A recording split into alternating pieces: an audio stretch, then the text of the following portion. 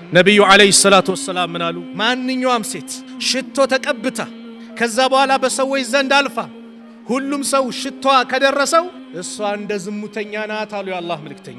ሽቶ ለባልሽ ብቻ ነው። ታክሲ ላይ እየሄድኩኝ አንዲት የሌላ እምነት የዛሬ 2 ሳምንት አካባቢ ስለ እስልምና ጠየቀች። ለምንድን ነው ሙስሊሙ እህቶቻችን ሴቶችን ሽቶ የምትከለክሉት አለች። አልተከለከለችም፣ ውጭ ወጣ እንድትቀባ ነው እንጂ የተከለከለችው ለባሏ ግን ተፈቅዶላታል አልኩት። ለምን አለች። ሴት ልጅ ለባሏ ነው ውበቷን ምኗን ልታሳይ የምትችለው፣ ለማንም ልትጋጌጥ አይፈቀድላትም። ለባሏ ብቻ ነው በእስልምና። እሷ የባሏ ብቻ ናት፣ የህዝብ አይደለችም አልኩት። ከዛ ምን አለች?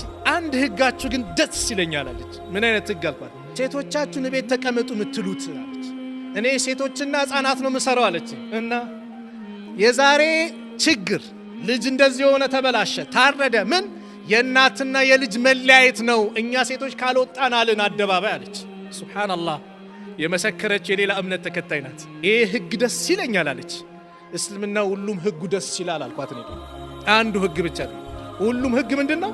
ወላሂ ለኛው